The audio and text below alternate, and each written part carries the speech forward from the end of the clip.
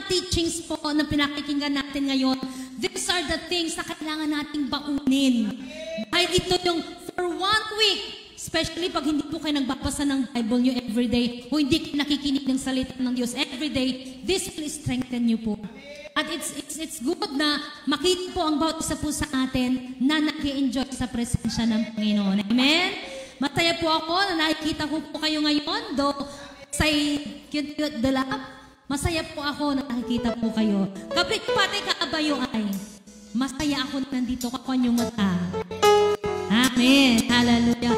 Alam nyo, dumadaan man tayo sa testings and trials, mga bagay na hindi mo maintindihan. Ang Diyos, alam nyo kung anong pinaperfect niya sa atin, purpose ng mga ito, it is to develop our character. Amen?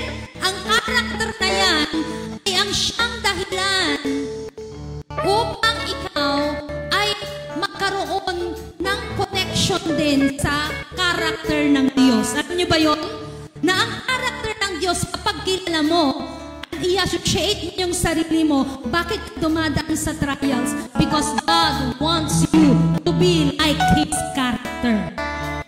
At yan ang isang bagay, kapag alam mo kung sino ang karakter kung ano ang karakter ng Diyos, tayo din po ay magkakaroon ng karakter na mag-worship sa Diyos. One of our character is to worship. Is a worshiper. Amen? Tayo po ay mga worshiper. Kailangan everyday po yan na nararanasan natin ang pagpupuri sa Panginoon dahil kilala natin kung sino ang ating Diyos. Amen? Tayo pong lahat ay tumayo at itiklara ang kabutihan, ang Diyos natin, who God is in our lives, who God is in every creation. Amen? Itiklara natin ang Diyos ay Diyos ng mga Diyos, Hari ng mga hari. God is omnipotent, God is omniscient, God reigns, God is righteous, God is just. Itiklara po natin yan gamit ng ating mga bibig.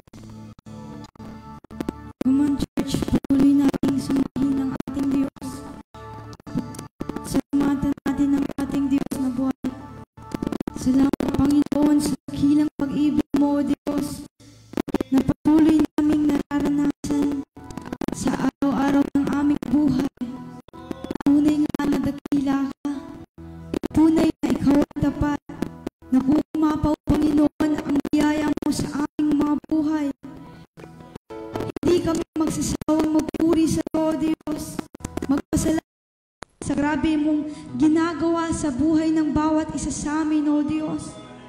Maraming salamat, Panginoon. Purihin ka namin, O Diyos.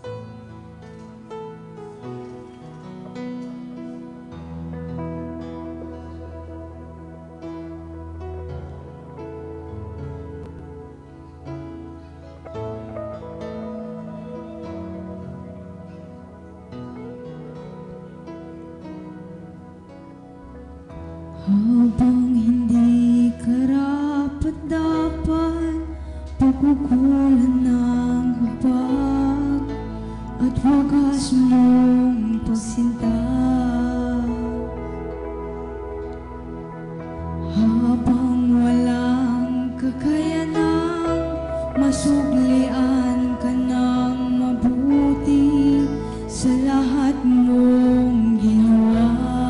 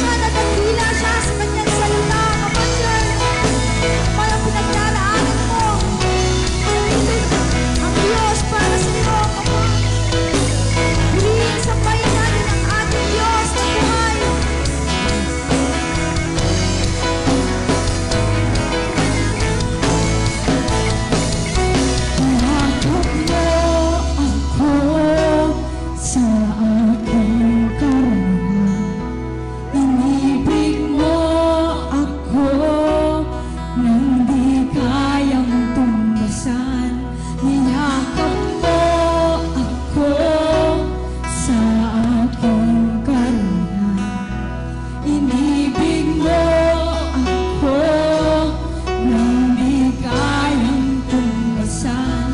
Niyakap mo ako sa aking karumihan. Inibig mo ako nang di kayang tumbasan. Niyakap mo ako sa aking karumihan. Inibig mo ako nang di kayang tumbasan. Oh Diyos ng katarungan at katwiran na kahit minsan di nabahiran ang kabanalan, kawalhatian. Salamat sa sukulang biyaya mo, oh Diyos ng pag-ibig na mas mahal aking mga pagkakasalan. Higit pa sa buhay ko, salamat sa sukulang biyaya mo. Pupurihin ka sa awit, itataas ang aking tinig, itatanghal sa buhay ko.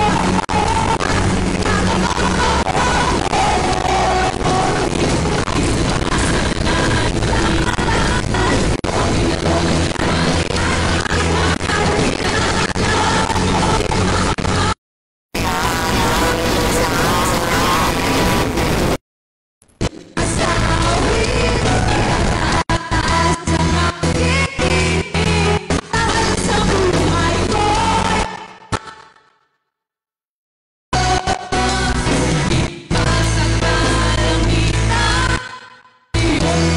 Kalwalhatian, kadahilan mo'y ipapabantayan. Jesus, sa'yo ang kapurihan, kalwalhatian ngayon at magpakailanman. Jesus, sa'yo, Jesus, sa'yo ang karangalan, kapangyarihan ngayon at magpakailanman. Jesus, sa'yo ang kapurihan, kalwalhatian ngayon at magpakailanman. Jesus, sa'yo ang karangalan, kapangyarihan ngayon at magpakailanman. Minsan pa, Jesus, sa'yo. Jesus, sa'yo ang kapurihan,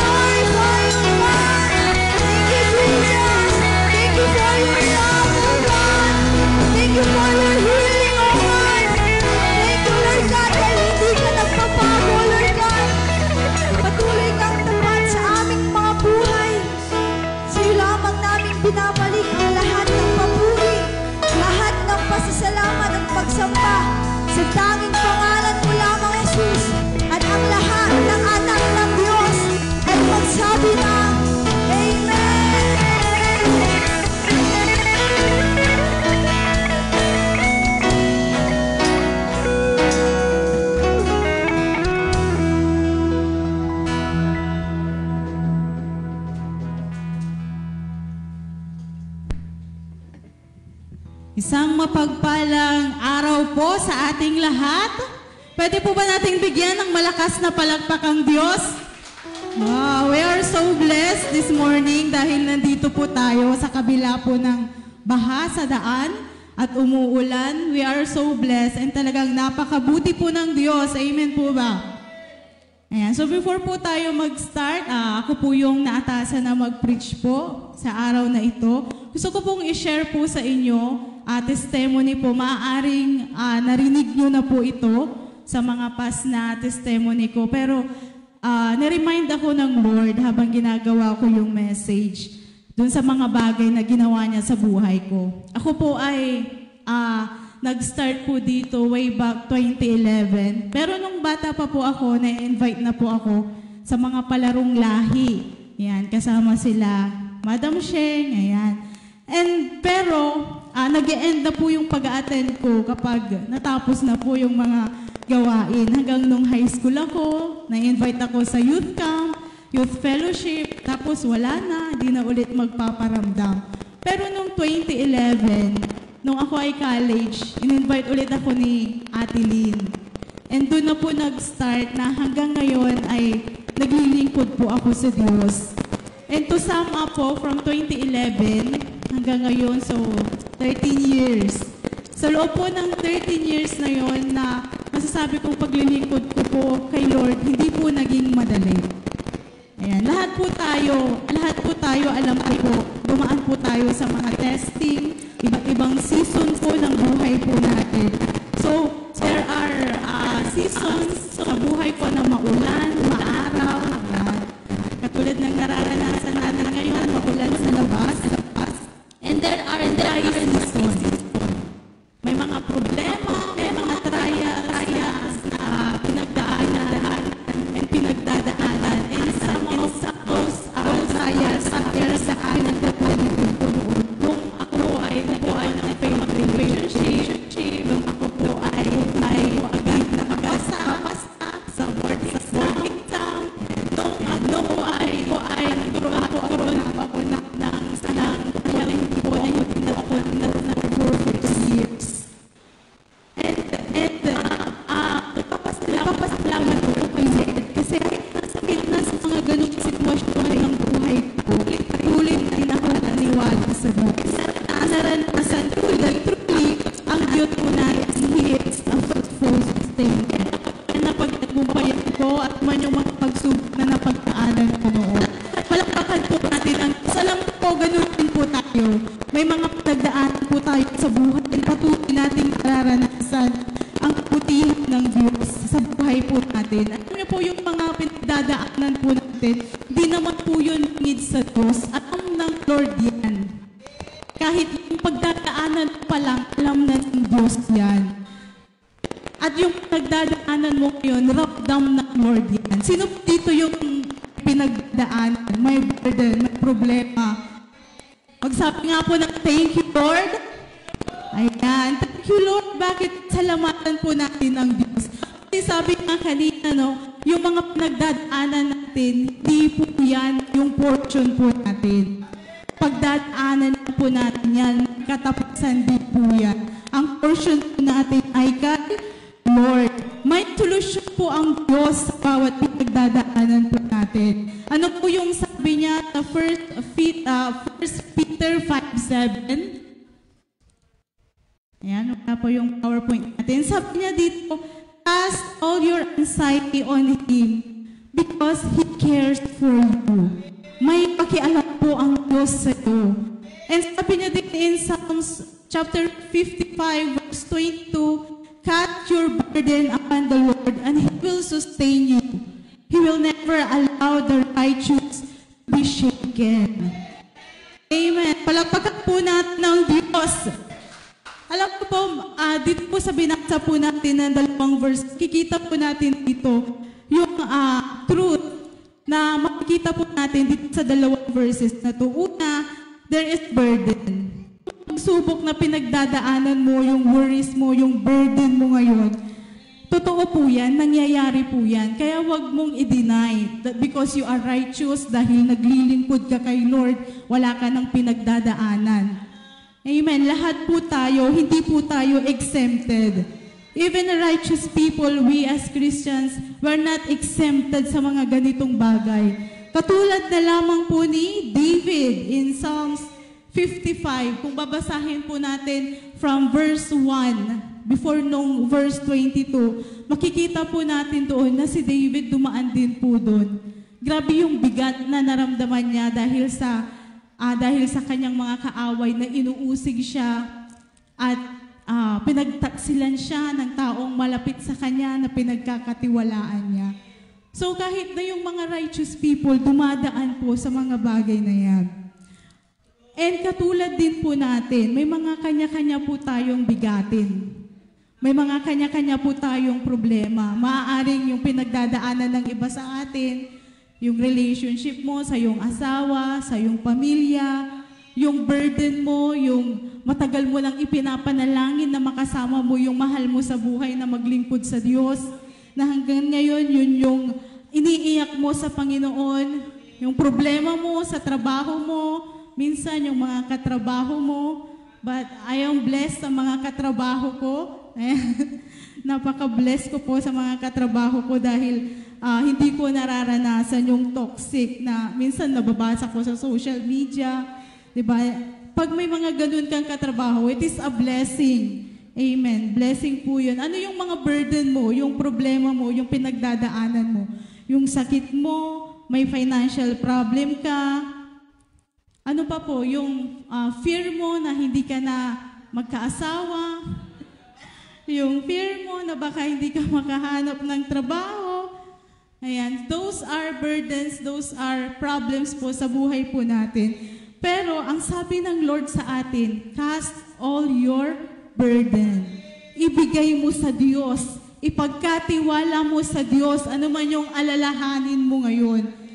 Bakit po? Kasi may pakialam po ang Diyos sa atin. Amen. He cares for you. Hindi niya hahayaan na manatili ka dyan. Ayaw niya na nakikita ka na nananatili sa ganyang sitwasyon ng buhay mo. Kaya ang sabi niya, cast all your burdens, your anxiety, your worries. Ano ba yung worries mo ngayon? Wala ka bang iluluto mamaya? Bigay mo sa Diyos. Siya ang bahala na mag-provide ng lahat ng pangangailangan mo.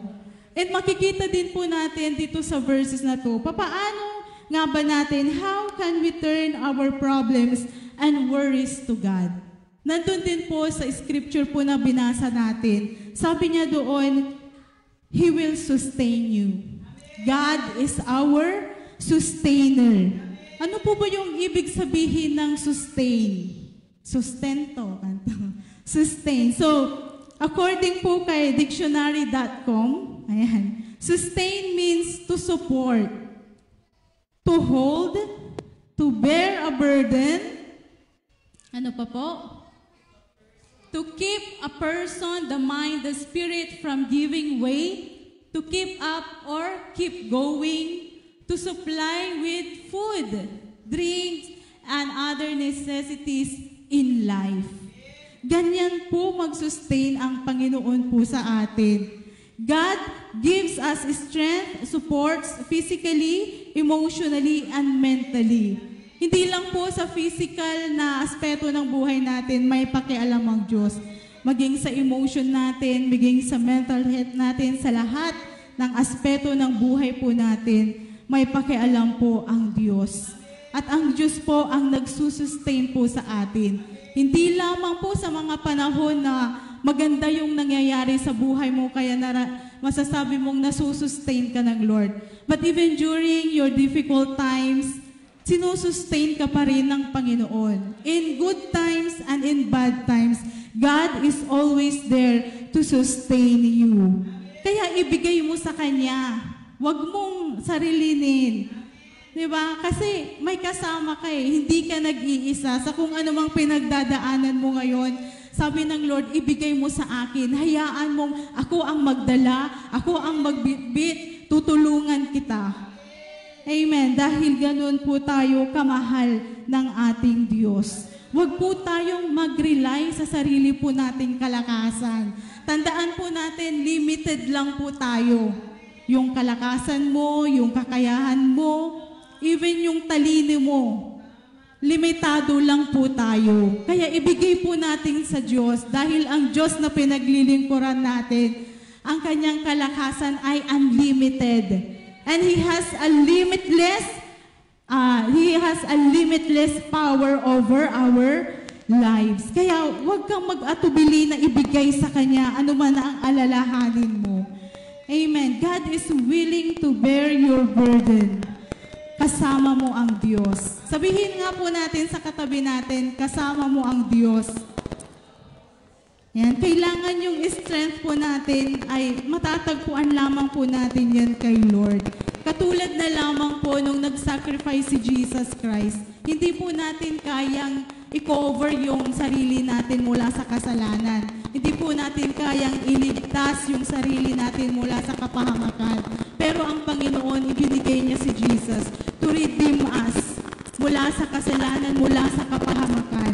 Ganun po, nagsusustain po ang Lord po sa atin. Ano pa po? God is completely capable of carrying our burdens. Kasi we are not capable of carrying our own burdens. May mga problema po tayo na pwedeng kaya natin, pero hindi po lahat. There are problems po na out of control na po natin. At kapag alam mo, hindi mo na kaya yan, out of your control na, ibigay mo na sa Diyos. Kasi walang kahit na kamang bagay dito sa mundo ang kaya i-sustain ka. Minsan, akala mo, alam mo, ang problema, yung iba, yung pangadaan nila sa mga kaibigan. Tayo, human, ganyan. Magwalwal, yan, yung mga words ng mga kabataan, magwalwal. Pero alam niyo po, nakakadagdag lang po yan ng sakit ng ulo. Kinabukasan, mas lalo lang madadagdagan yung problema mo. Ang gawin mo po natin ay ibigay po natin sa Diyos. In times po of stressful situation and hardship, sabi ko nga po kanina, alam ng Diyos yan, from very beginning to end.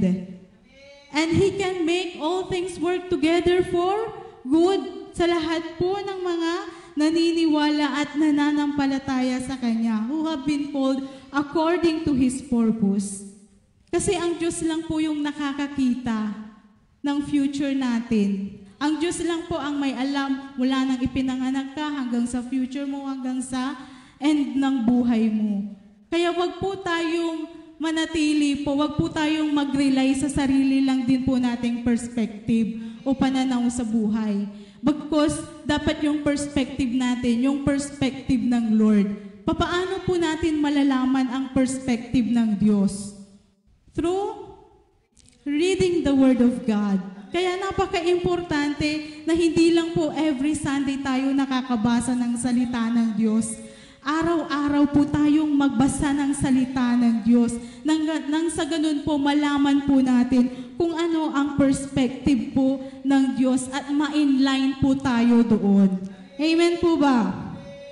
Amen. Ano pa po yung pangalawang pangako po ng Diyos? Una, He's going to sustain us. And pangalawa po, God will never allow the righteous to be shaken. Hindi hahayaan ng Diyos na kapag dumating ka sa mga pagsubok sa buhay, ay mag-give up ka na or mafo-fall ka na. Hindi po hahayaan ng Diyos yan. In 1 Corinthians chapter 10, verse 13, no temptation has overtaken you that is not common to man. God is faithful and He will not let you be tempted beyond your ability. But with the temptation, He will also provide the way of escape that you may be able to endure it. Kanina po napag-usapan po yung about temptation sa ating Sunday school. And sabi po dito, wala po tayong passes sa temptation. Kahit tayo po ay mananampalataya, ang temptation po palaging nandyan. Saan ka mang pumunta, nandyan yung temptation. Minsan, nasa tabi mo na yung temptation. Kaya kailangan maging alerto po tayo. And sometimes yung temptation po, mas lalo po tayong nilalapitan ng temptation pag dumadaan po tayo sa mga pagsubok sa buhay. Kaya napaka-importante po, ibigay po natin sa Lord at hayaan natin na ang Diyos ang kumilos po sa atin. And sometimes, akala po natin there are temptation po na hindi po natin kayang mapagtagumpayan. Pero sabi kanina sa Sunday School, God has given us the ability to resist the evil things. Or kahit yung temptation, binigyan po tayo ng Lord ng ability. Binigyan po tayo ng Diyos ng kakayahan. Hindi po sa sarili natin kakayahan, kundi dahil po sa tulong po ng banal na Espiritu. Akala natin it is impossible na iwasan mo yan kasi nasa mundo ka, napakahirap na alisin, napakahirap na iwanan kung ano man po yung temptation na yan na nasa harapan ninyo. Those are lies po ng enemies sa buhay po natin. Amen. Because we, as Christians, sabi ng Lord, He will never allow us to be shaken. He will never allow us na ma-fall into temptation. God will always give us a way of escape. Kaya, mapagtatagumpayan natin yan. Dahil ang Diyos po mismo ang mag-provide po ng way para po tayo ay makawala po sa temptation na yan. Yung temptation po, when we are tempted, hindi pa po tayo nagkakasala niyan. Pero pag na-fall po tayo into temptation, doon na po tayo nagkakasala. Kaya wag po natin hayaan na tayo po ay ma-fall sa temptation. And those, sabi niya doon, those righteous people, kapag ikaw, when there is temptation, at ang hinahanap mo ay ang kaparaanan ng Diyos, ang way ng Diyos para maka-escape ka sa temptation na yan, you belong to the righteous people of God. Kasi ganun po dapat tayo. Hindi yun pag may temptation, parang gustong-gusto mo na rin na hindi ka makaalis. Kailangan hanapin mo yung way out. Papaano ka ba aalis doon sa temptation na yan? Kagaya ni Joseph, nung nasa harapan na niya yung temptation, diba? Doon sa asawa ni Potiphar, na talagang pinakita na niya lahat. Pero anong ginawa ni Joseph? Literally, anong ginawa niya? Tumakbo siya. Umalis siya. Tinakbuhan niya yung temptation. Kasi hindi naman aalis yung temptation di ba? Hindi ka lulubayan ng temptation. Gustong-gusto ka niyan. And tandaan po natin, ang aim po, ang will po ng temptation, yung aim niya sa buhay po natin, ang layunin niya is mag-fail po tayo. Pero ang testing po na nanggagaling po sa Diyos, ang aim po nun ay para magtagumpay po tayo. Yun po yung pagkakaiba po ng temptation and testing. Kaya wag mong hayaan na mag-give in ka sa temptation, tumakbo ka, layuan mo ako. Ganun po dapat tayo. And also, God has promised us that He will always make a way of escape out of whatever situation that stands before us. Yun nga katulad nga po ni Joseph. And ano pa po, God also provides way of escape from temptation through prayer. Prayerful vigilance. Kailangan maging alerto po tayo. Sabihan niya si John, Peter, James, di ba? Manalangin kayo para hindi kayo matukso. Sino po dito yung nananalangin? Parang yung iba, hindi na maka-amen. Sino po dito yung nagiging alerto? Kapag ikaw ay palaging nananalangin, ikaw ay nagiging alerto upang hindi ka ma-fall sa temptation, upang hindi ka atakihin ng kaaway. Kaya napaka-importante po ng panalangin. Bakit po? Kasi yung spirit is willing. Diba? The spirit is willing, pero yung flesh natin, yung katawan po natin ay weak. Dahil nandito po tayo sa mundong ito. Kaya kailangan po nating maging mapagpanalangin. Palagi nating ipag-pray that the Lord will deliver us from evil things sa araw-araw po ng ating buhay. And alam niyo po, God is actively working to help those who wants to be right. Willing po ang Lord. Kaya, sabi ko nga po sa inyo, patuloy po tayong manalangin and patuloy nating ibigay sa Diyos ano man yung mga alalahanin natin, patuloy natin ibigay sa Diyos ano man yung pinagdadaanan natin because the Lord cares for you. And God wants us to be a good cheer despite sa ating pinagdadaanan. Palagi po nating always remember that God wants us to be of good cheer despite every circumstance in our lives. Hayaan po natin na yung mga pagsubok na dumarating po sa buhay po natin, mapagtatagumpayan po natin yan. And lahat ng pagsubok po na pinagdadaanan natin, may purpose po ang Diyos diyan. Sabi nga natin kanina that all things work together for good. Sa mga taong nagtitiwala po sa Diyos. Kaya kung may pinagdadaanan ka ngayon, magpasalamat ka sa Diyos. Kasi patuloy ka niyang pinagtatagumpay. At kapag napagtagumpayan mo yung pagsubok na yan, mas lalo kang tatatag. Mas lalong lalago, magi-stretch yung pananampalataya mo sa Diyos. And next po, find joy in our difficulties, for God will transform them for our good. Matuwa ka maging, despite sa pinagdadaanan mo, find joy. Amen. Ngumiti ka lang. Ayan. Tignan mo nga yung ngiti ng katabi mo. Di ba parang walang problema? Ganyan po ang Kristiyano po na yung gagawa pa niya, ngumiti, gagawa pa niyang mag-inspire. So, let us find joy in our difficulties, for God will turn them for our good. It is for our good. And next po, see our worries as an opportunity to trust God more. Yung mga pinagdadaanan mo na yan, take that as an opportunity para mas lalo kang magtiwala sa Diyos.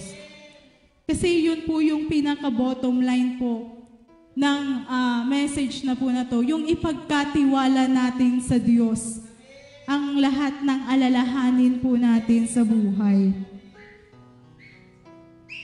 Tandaan po natin na mas malaki po ang Diyos kaysa sa kung ano man ang pinagdadaanan po natin. And God wants us to surrender everything sa Kanya at Siya na ang bahala. You will find peace as you surrender, as you cast your anxiety, your burdens, your worries, ano man yung alalahanin mo, you will find peace. The Lord will give you peace. Kahit gaano man yan kalaki, the Lord will give you peace as you surrender everything sa Kanya. Kaya always remember po that God will sustain you. And God will always provide a way of escape para hindi ka ma-fall, para hindi ka ma-shake. Ganyan po tayo kamahal ng Diyos. At ganun po siya, may pakialam po siya sa atin. Ganun po siya nagki-care sa atin at nagmamahal sa atin. Kaya sa oras na po na to, pwede po ba tayong tumayo?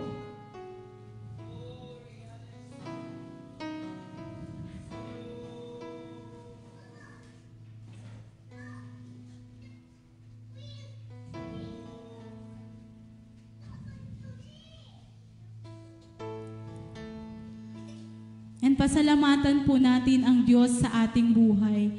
Despite sa pinagdadaanan mo ngayon, anuman yung sitwasyon mo ngayon,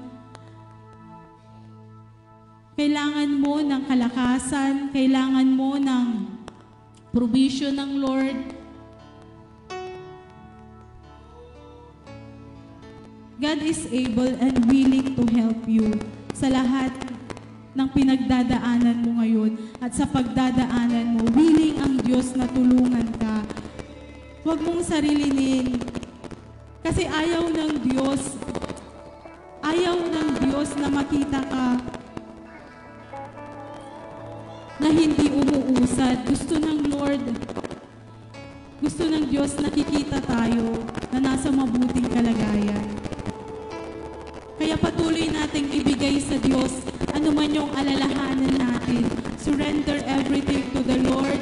Yung bigatin mo, yung problema mo, yung iniisip mo, yung bumugulo sa isip mo, yung bumabagabag sa'yo.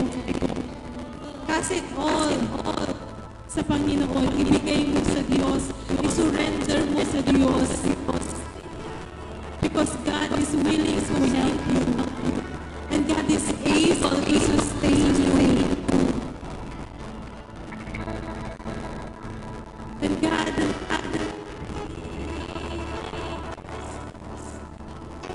always cares for us. Sometimes akala natin, walang pakialam sa Diyos. Pero naihingi ka lang sa Diyos. Naihingi ka niya pagkatiwala mo sa Kanya. Lahat ng bagay. Hinihintay ko ang Diyos na tumawag sa Kanya.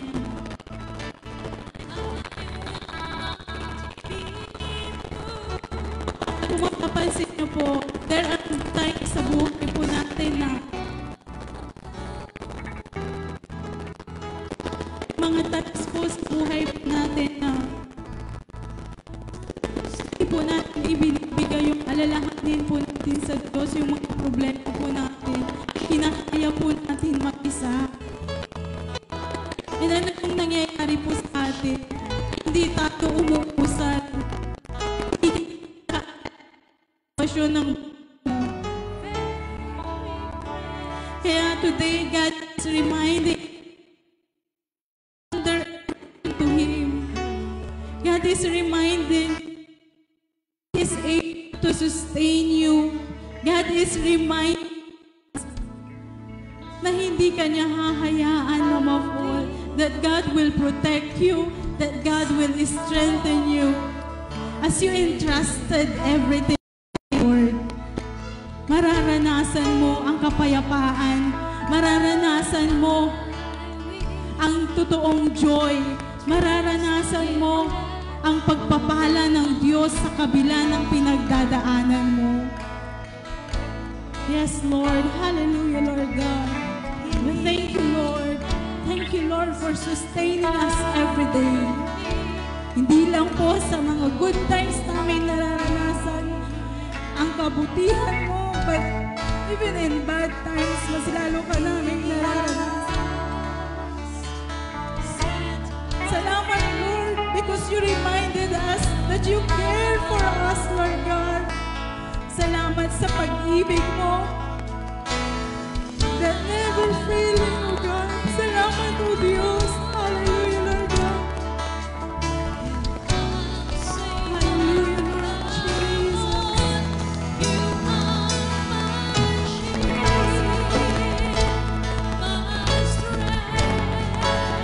Thank you, Lord. Thank you, Father God.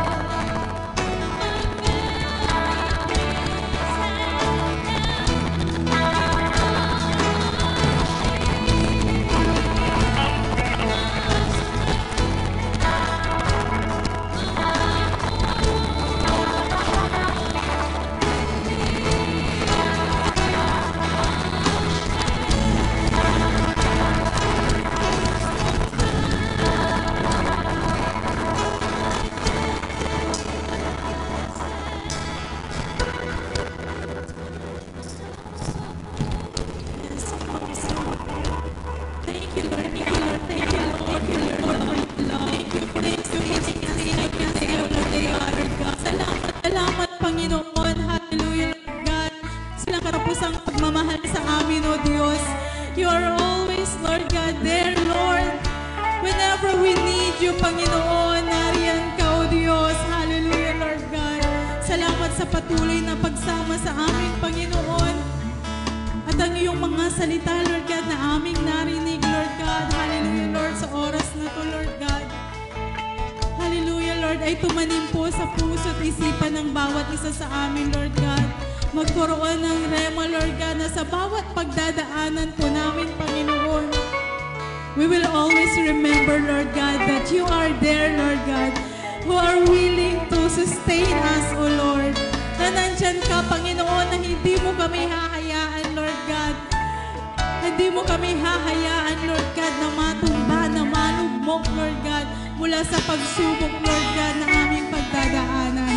Dahil naniniwala kami, Panginoon, that you care for us and that you love us, O Lord God. Lord, thank you, Lord. Napakabuti mo, Diyos. Napakabuti mo, Panginoon. Salamat, O Diyos. Hallelujah, Lord God. Thank you, Lord.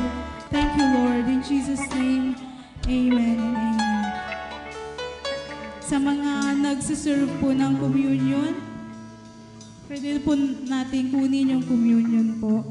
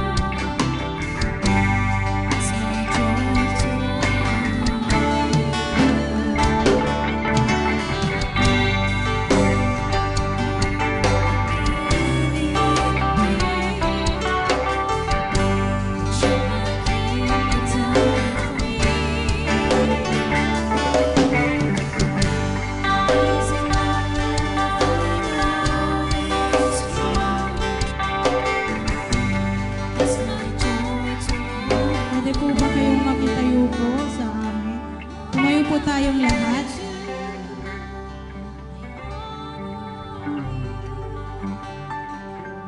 Let's make our communion po.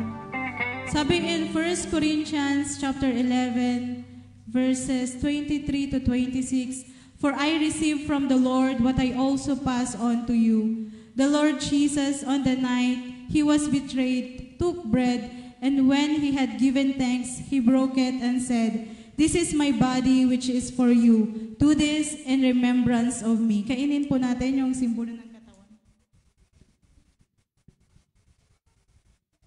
And in the same way, after supper, he took the cup, saying, "This cup is the new covenant in my blood. Do this whenever you drink it in remembrance of me. For whenever you eat this bread and drink this cup, you proclaim the Lord's death until He comes." Inumin po natin yung simbolo ng dugo ni Jesucristo.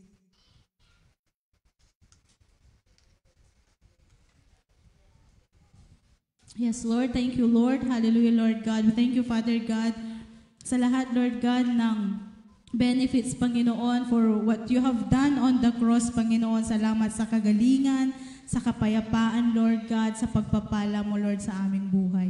And let's make our declaration. And 1, 2, 3, go. Me and my family and my next generation to generations are blessed to be a blessing.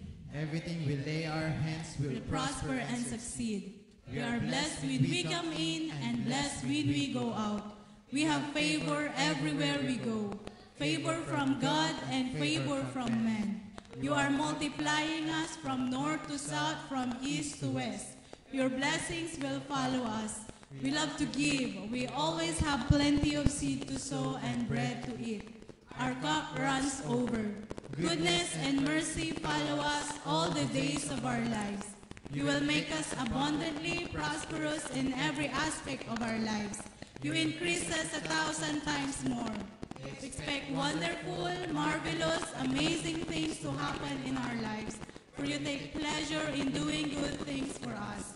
Our crops will be so plentiful that we will still be harvesting grains when it's time to pick grapes, and we will still be picking grapes when it's time to plant grains. We are the head, not the tail, always on top, never at the bottom. We are lenders, never at the borrower's side. From the fullness of His grace, we receive one blessing after another. Salot lahat of blessings, pasok. And the negative words spoken against, you will turn it into something good. The weapon for us is prosper. What the devil intended for evil, God will turn it for good. When experience them, our territory, in a confidence way. Jesus, in my name, amen. Lord, thank you, Lord God, sa iyong mga salita, Panginoon. Lord God, sa Jesus, sustain po at amin, Lord God, in good times, in bad times. Thank you for your blood, Lord God, na patuloy po namin nararanasan, Lord. And the Lord will keep you from evil. He will keep your life. The Lord will keep you for the time forever. Tayo po ay humayo po, patuloy na maranasan ang pagpapala, ang kabutihan ng Diyos sa ating buhay. To God be all the glory. Palakpakan po natin ang Diyos.